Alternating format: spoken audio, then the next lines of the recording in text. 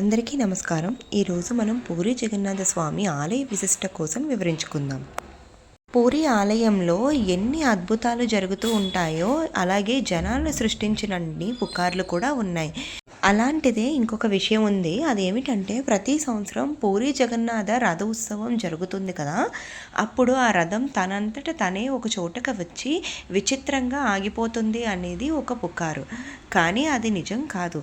ఆ రథాన్ని తీసుకువచ్చి సాలాబేగ్ అనే ఒక ముస్లిం భక్తుడి సమాధి దగ్గర ఆపుతారు వాళ్ళే, అంతేకాని దానంతటా అది ఆగదు. దానంతటా అది ఆగుతుందన్నది ఎలా పుట్టింది అని అంటే దాని వెనకాతల ఒక అద్భుతమైన కథ ఉంది. అసలు ఆ చరిత్ర వింటే ఎంతో మనసు పులకరించిపోతుంది. లాల్ బేగ్ అనే ఒక మహమ్మదీయుడు ఉండేవాడు. అతను ఒక సామంతక రాజు. అతనికి ఒక కొడుకు ఉండేవాడు. అతని పేరే సాలాబేగ్. చిన్న వయసులోనే రణరంగంలోకి దిగితే అసలు శత్రువులు ఎవరూ నిలవలేకపోయారు. పరాక్రమంతో ఒక రకమైన అహంకారం వచ్చేసింది. నా ముందు ఎవరు నిలవలేరు అని.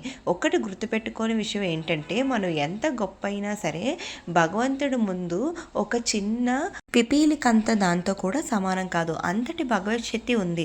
అందుకే ఎప్పుడు విర్రవేగకూడదు. అతను విర్రవేగడం మొదలుపెట్టాడు. ఈ లోపల ఏమైందంటే ఒకసారి యుద్ధానికి వెళ్ళాడు వాళ్ళ తండ్రితో పాటు. తండ్రికి అతనంటే అపారమైన ప్రేమ ఉంది.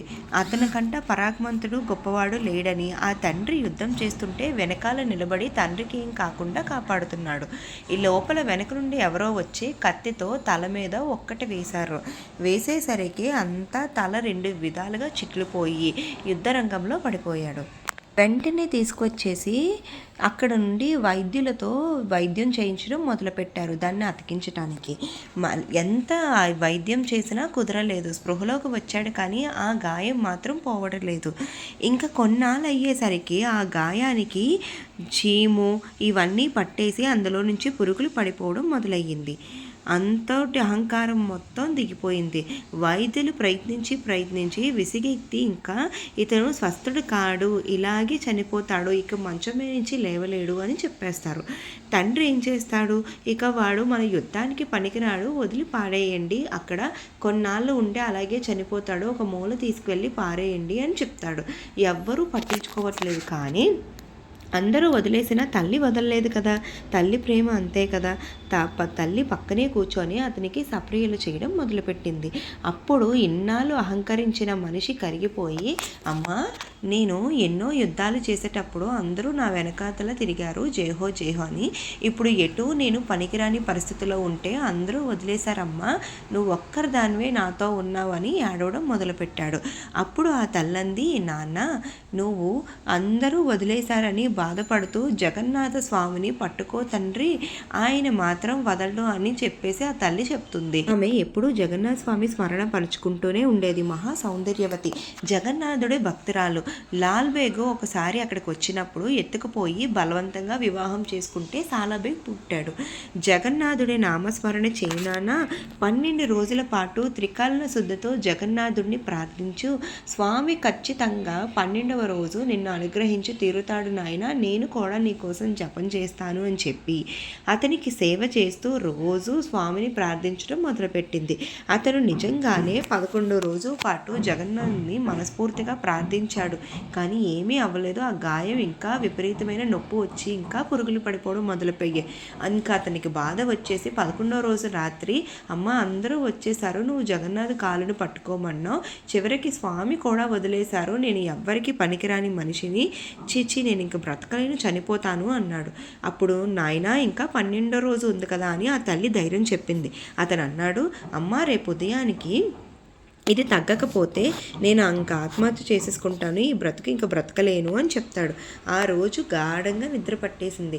కలలో జగన్నాథ ప్రభువు కనిపించి అతనికి విభూది ఇచ్చి, ఈ విభూది నీ దెబ్బ ఎక్కడ ఉందో అక్కడ అద్దుకో, ఇది తగ్గిపోతుంది అని ఆ కల్లోనే అద్దుకున్నాడు. స్వామి ఇచ్చి ఇంకా అద్దుకో అని స్వామివారు చెప్పారు. ఉదయం నిద్ర లేవగానే తల్లి కథ చెప్పాడు.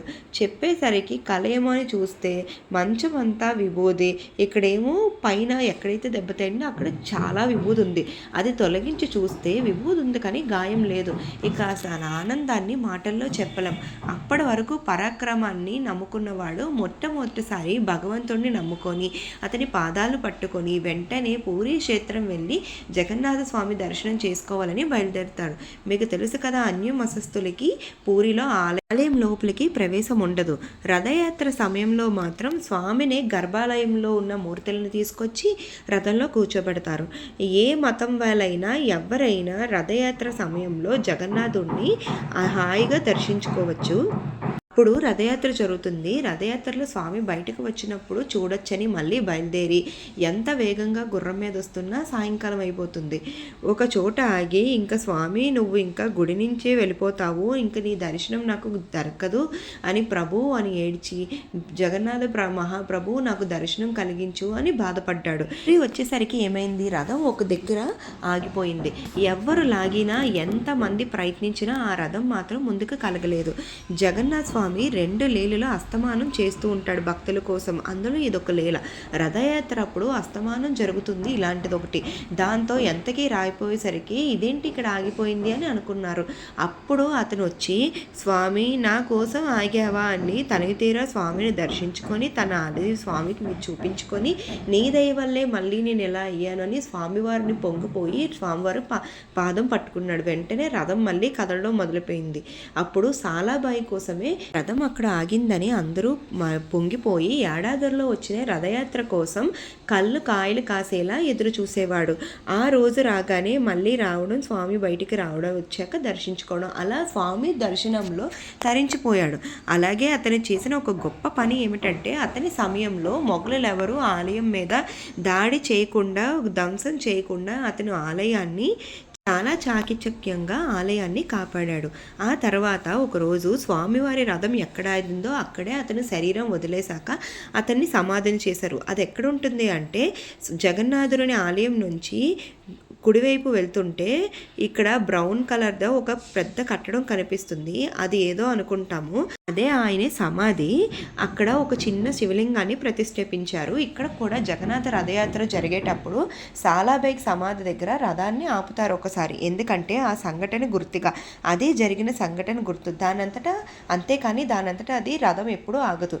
పూరి ఎప్పుడు వెళ్ళినా సరే ఈసారి స్వామివారిని దర్శించుకునేటప్పుడు ఆ ప్రదేశాన్ని ఒకసారి దర్శించుకోండి. మా వీడియో మీకు నచ్చినట్టయితే ఇప్పుడే బెల్ ఐకాన్ని క్లిక్ చేయండి, లైక్ చేయండి, షేర్ చేయండి, కామెంట్లో జై జగన్నాథ అని కామెంట్ చేయండి. Thank you for watching.